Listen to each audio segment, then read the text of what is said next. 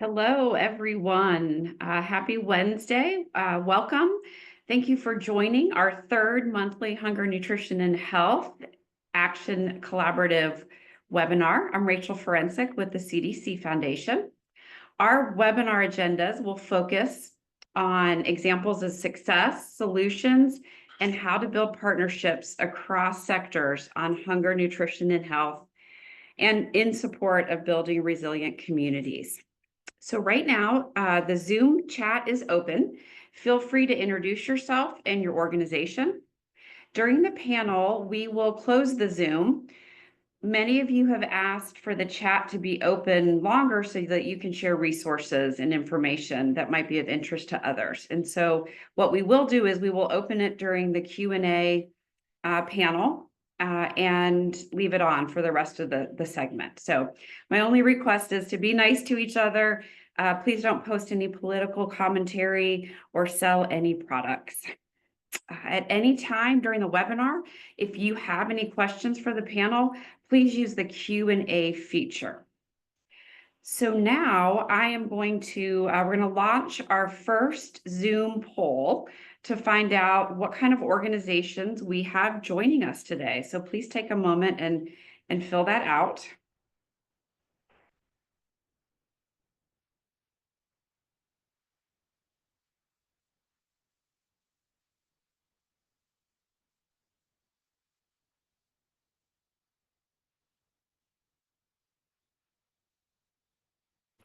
I bet we can probably close that now.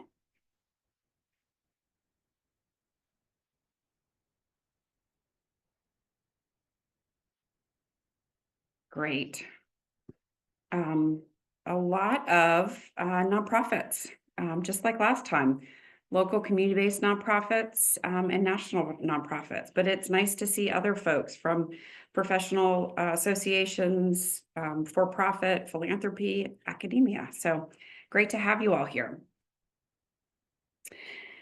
Supporting physical activity for all is an area of impact of the national strategy, though it is one that's less talked about.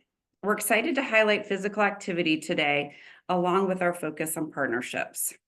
Our panelists today are going to share how effective data sharing can strengthen partnerships and demonstrate tangible and valuable outcomes for communities. Data and technology can be used to show where resources are concentrated in communities, but it can also be used to highlight where there are gaps. And our panelists are going to discuss the value of partnerships to fill those gaps. KABOOM is a national nonprofit that unites with communities to build kid-designed play spaces for kids who are often denied opportunities for safe and fun places to play. The Department of Parks and Recreation in Prince George's County, Maryland, strives to preserve, enhance, and protect open, safe spaces to enrich the quality of life for the present and future generations in a safe and secure environment. Today, we are joined by Isaac Castillo, Senior Advisor for Learning and Evaluation at KABOOM. Hi, Isaac. And Claire Worshtil, Capital Budget Manager for the Department of Parks and Recreation. Welcome to you both. Thanks, Rachel. Great to be here. Thank you. So, Isaac, let's begin with you. KABOOM did make a commitment toward the national strategy. Can you tell us a little bit about that and how KABOOM, a national organization, decides where and how to look for local partners? Yeah, sure thing, Rachel. We at KABOOM are very committed to ensuring that as many children as possible have access to play, safe and appropriate places to play, and to get them moving, to engage in physical activity. And that's difficult sometimes because there is no national database on playground locations throughout the U.S. You think there would be, but there isn't. And so we at KABOOM had to develop something to help us figure out which communities to prioritize for new playgrounds. We developed something called the Play Space Inequity Prioritization Index, or PIPI, PIPI as we call it. And we use PIPI to identify which communities within the United States are experiencing what we call place-based inequity. They're more likely to have no playgrounds or lower quality playgrounds that are not maintained. And those are the communities that we emphasize or try to focus on with our work. In the resources you'll get at the end of this webinar, you'll get a map of PIPI throughout the United States, so you can look at that. In addition, you will get a blog post that explains how we calculated PIPI in case anyone is interested in looking at where their community falls on the PIPI scale. Awesome. That's great. I know we're going to hear more about PIPI and all you're doing, but I want to turn to you, Claire, and ask you to tell us a little bit about how the Department of Parks and Recreation in Prince George's County came about this journey with KABOOM. Sure. I obviously, as the Department of Parks and Recreation, we've always known the value of outdoor play, but I know that the pandemic really highlighted and heightened that value of kids getting outside and playing outside. Prince George's County, our department has 250 playgrounds throughout the county. That's a lot of playgrounds. And we knew that about a third of them in 2020 were way past their useful life, with more coming every year to need to be replaced. So we started brainstorming what are some of the ways that we could partner with other groups to replace these playgrounds at a faster rate, because we knew that the kids needed to get outside and needed to access these play spaces. We knew we wanted to partner with KABOOM for a long time, but we had to work really hard through our internal processes and understanding what their processes were to really make that match with them. And we started a pilot in 2021. We did 2 playgrounds. We wanted to do 2 to 3 playgrounds per year. By the second year, we said, you know what, let's do 5. And then by the third year, we said, you know what, we could do even more. Let's enter into this 25 and 5 partnership, which I think Isaac's going to talk a little bit about. So our relationship quickly grew. Awesome. Great.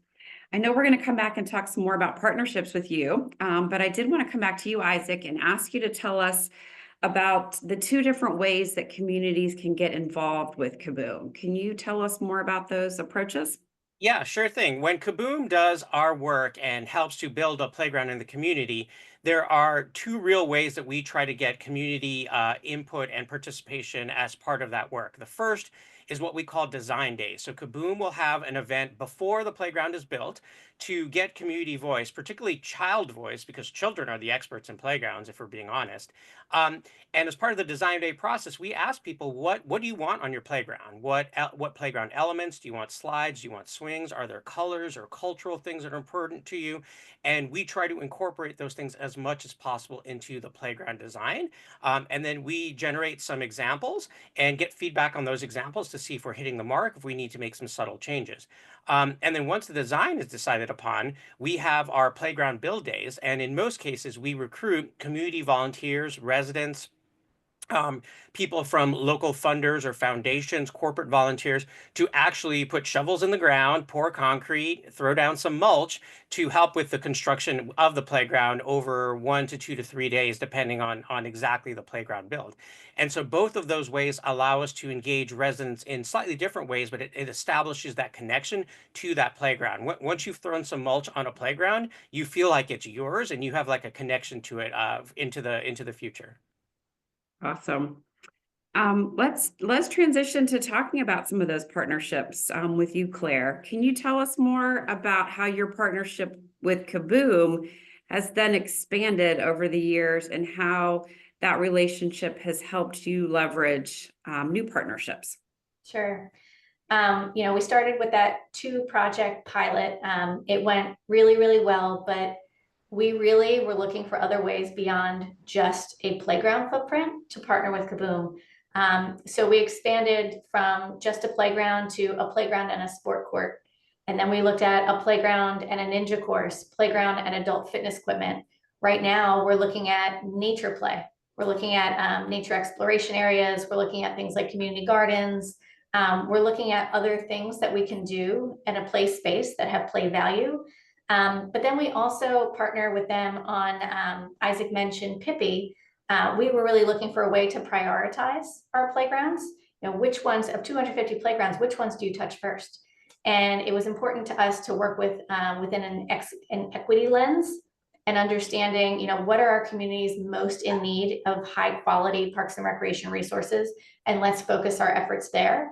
Not to say that we don't focus our efforts outside of that as well, but our work with KABOOM is really focused on those lower equity areas. And we're really trying to do more playgrounds. We go from 2 playgrounds to maybe we can do 3, 4, 5. We have brought in our state government elected officials. We're trying to work through them to get additional grants for this work. We're really expanding, and we meet so regularly, and we're always trying to brainstorm of ways that we can bring in other partners that we hadn't thought of before, other play spaces, other areas of play that we hadn't thought of. Awesome. Let's talk about a little deeper about a concept we talked about a few weeks ago. What can others learn about what you've called perseverance in partnership? So one of the big challenges we had when we had this idea that we wanted to work with KABOOM was we kept hitting these walls of no. We'd talk to legal, and legal, here's what we want to do. And they would say, no, you can't do that. Mm-hmm. And then we would talk to risk management, and we're like, risk management, this is what we want to do. And say, you can't do that. We talk to people at funding. No, you can't do that. And so that's what we kept hitting again and again and again. And we had to really go back and say, well, why? What's bothering you about this? What could we do to fix those problems? And really keep that dialogue going instead of just accepting the word no. For example, with risk management, the idea of all these community members on a construction site was really scary. And we said, okay, well, what's scary about it? Well, power drills. We really can't get down with power drills. We said, okay, power drills are out. We will find other ways. We will have the professionals use the power drills. And those were the kinds of things, with our tax dollars, because we're a tax funded agency, we can't necessarily feed everyone. Okay, well, we can get volunteers. We could, talk to different restaurants. We could have people donate food. It's really finding, what's stopping people from moving forward with this kind of partnership. And then, okay, how can we fix their concern and make it go away and make it so that we can move forward with this partnership? That's awesome. I'm sure that advice can be used across a lot of different challenges to not stop with the no. Okay, this next question is for both of you, but Isaac, why don't you start for us? Can you tell us how you're seeing the impact of this work, either in Prince George's County or in other places? How are you measuring impact? Yeah, so one of the really interesting and exciting and a little creepy things that we do is we use mobile crowdsourced GPS data, cell phone data, to estimate the number of people using playgrounds, either KABOOM playgrounds or non-KABOOM playgrounds within Prince George's County. We draw imaginary boundaries around those playgrounds, and we look at the number of cell phones within each of those playgrounds before and after the playground was built and over a period of time. And we estimate 1 cell phone equals 1 person using it. And we know that's just a rough estimate, but we're studying what it could look like in the future. And it tells us some really interesting stuff. It tells us that, regardless of who builds a playground, you build a new playground in a community, you get an increase of use of about 60%, 60%. But in Prince George's County, if it's a playground that's done in partnership between Claire's team and KABOOM, that use increases 250% from before to after. And so, 12 months ago and before this partnership, we were all doing it quite honestly on vibes and good feelings. Like, we think this is a great thing. We think people are using it, but it's quite entirely a different, moment and opportunity for us to be able to have the data to back that up and say, like, here's precisely how much that use is increasing on these playgrounds, and also identify like where increase wasn't as large as we thought it would be and what's going on in those situations so we can address it with every new build going forward. Great. Thanks, Isaac. Claire, how about you? How are you all in Parks and Recreation seeing the impact of your work? I think we're seeing it, in the same way that Isaac is, but also internally and externally, with more people being aware of our work with KABOOM and asking for it in their communities. We get contacted by residents saying, how can I get a KABOOM playground? I have someone that you could partner with. We get contacted by council members. When is my playground up for a KABOOM project? And then we get internally as well. More and more folks from our internal staff are asking when the next one is, when can they volunteer, how can they help out? So I think that a lot of the impact is being felt by those who see these builds happening. That, you know, the local news comes out a lot when we do these builds. And so I think it expands the reach of awareness. You know, if it's not in your community, you know, it's happening in the community next door. And people just want this experience, and they don't ask for non-KABOOM playgrounds in the same way. They're specifically saying, can I get a playground that you do with KABOOM? Because they want that experience. They want to touch the process. That's great. Fantastic. We are getting close to our Q&A. So I do want to ask folks that are in the audience to please feel free to send in your questions in the Q&A.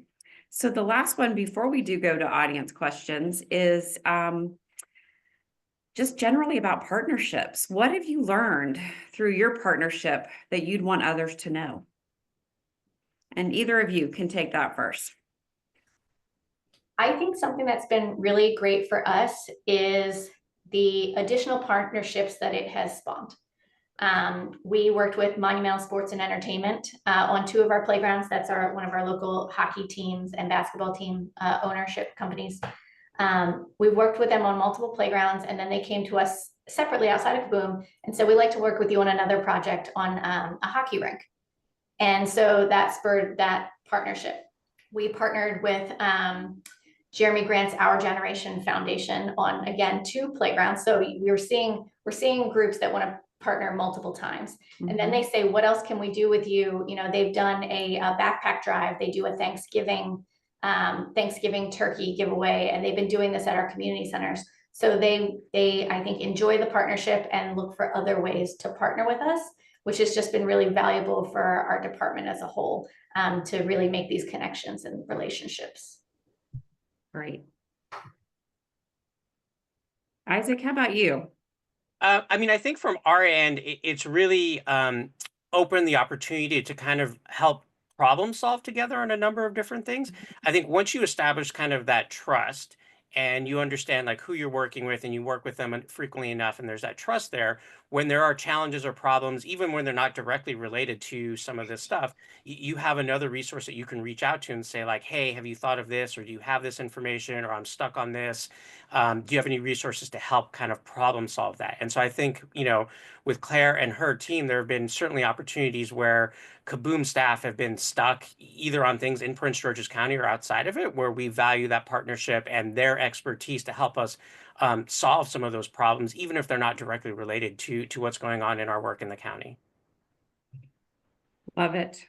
I'm struck that how often people come back and want to do more, not just one playground, but they want to figure out how to do more.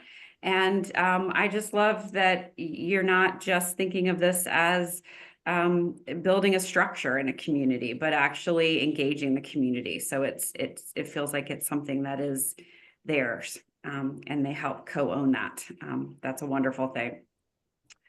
So thank you both. We're not done, but I wanted to thank you for this part. And then we have a couple questions coming in. So let me try to get to as many as we can in the next few minutes. Okay, so the first one is for you, Isaac.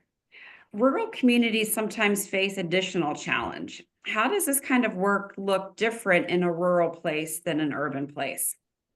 Yeah, that's a good question, Claire. So when KABOOM thinks about our work and who's going to have access to a playground, we often think about like the distance that people travel usually to get to a playground. And in an urban setting, we're thinking about like a 10-minute walk or 15-minute walk. But in a rural scenario, that's much different. Then we're thinking about a 10, 15, 20-minute drive.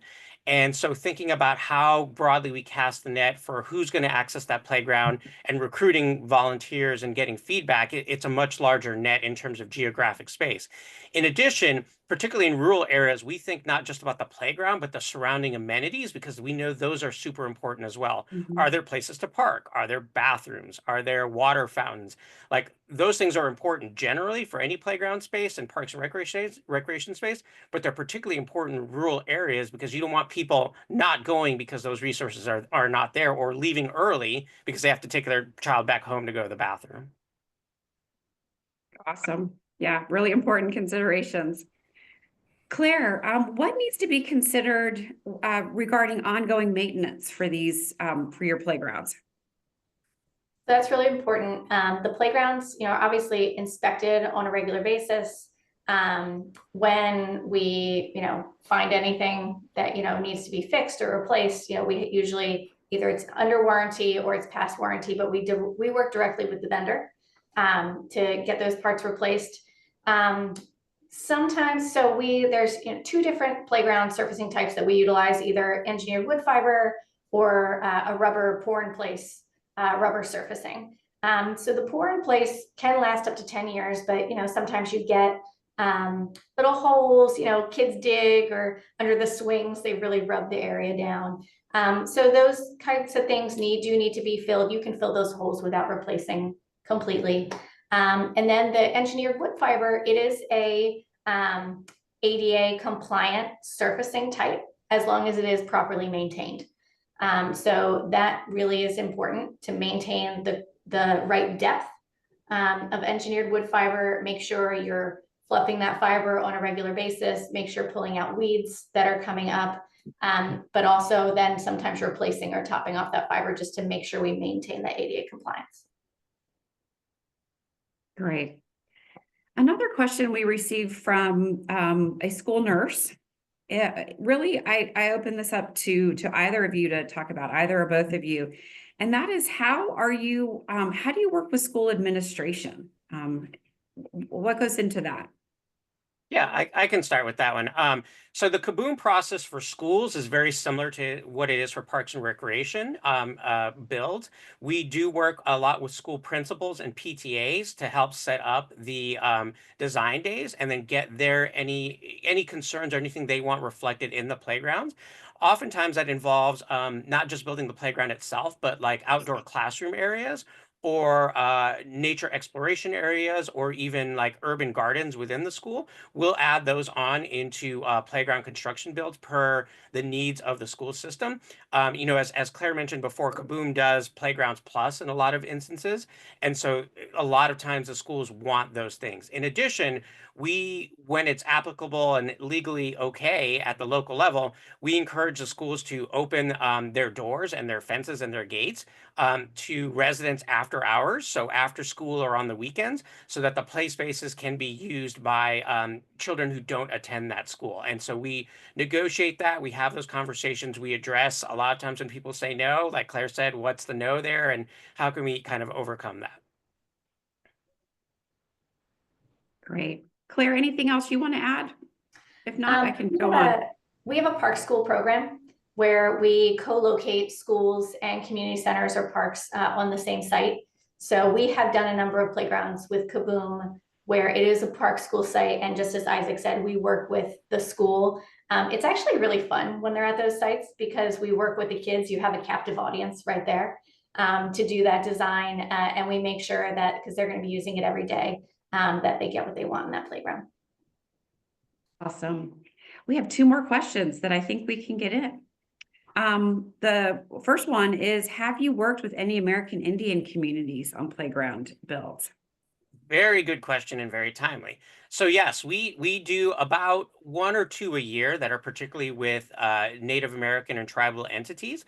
As you can imagine, those playgrounds are often a little bit different than a traditional playground, both in terms of their color and design and the cultural elements that are included, but they also include a lot of nature-based play as well. So a lot less metal and a lot more kind of like wood and natural fibers that are on those playgrounds. We also just announced a recent partnership in the state of Minnesota to assess playground quality on 11 tribal and reservation lands throughout the state, and committed to building at least 5 new playgrounds over the next 18 months on reservation lands to absolutely serve those tribal communities and those children who tend to experience a lot of inequity in terms of their access to parks and play. Awesome. Great. And then the last question, really important, is how are projects funded? You can talk about how you all fund it, Claire, and then Isaac, if you have, I'm sure you have funding in a lot of different ways for the playgrounds you build. We fund in multiple ways. We always bring our own funding to the table as a partner in this. We have partners large and small. So we might work with a larger corporation, like we have worked with CarMax. We have worked with Pepco, which is our local power company. Those are kind of the large funders that come in and partner, but then we also work with smaller partners. We'll do small nonprofits that maybe all they can bring to the table is $15,000 to $25,000, $10,000. We work with them in the same way that we work with the larger partners. Sometimes we just need to partner more people together, to get to that whole playground.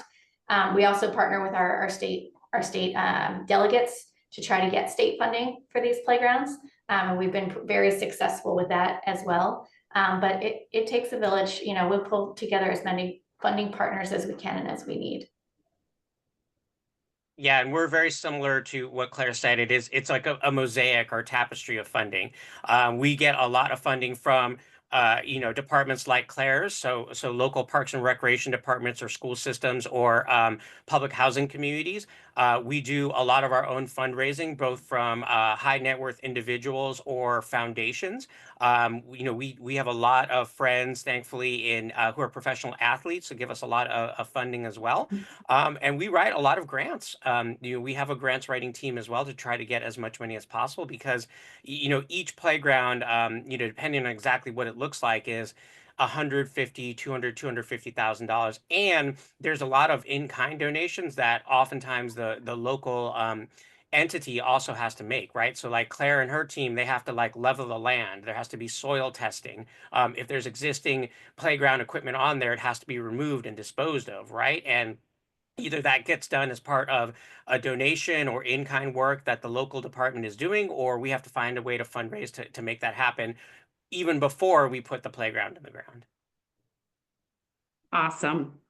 I think those are all the questions that we have today. I'm just looking at my list. If we didn't get to your question, please know that we will follow up in writing, and we'll do that afterward. And I just, want to thank you, Isaac and Claire, for being with us today. I'm sure your jobs are very hard, and they also sound really fun to build playgrounds for kids. So important for their physical health and for their mental health. We know the importance of play.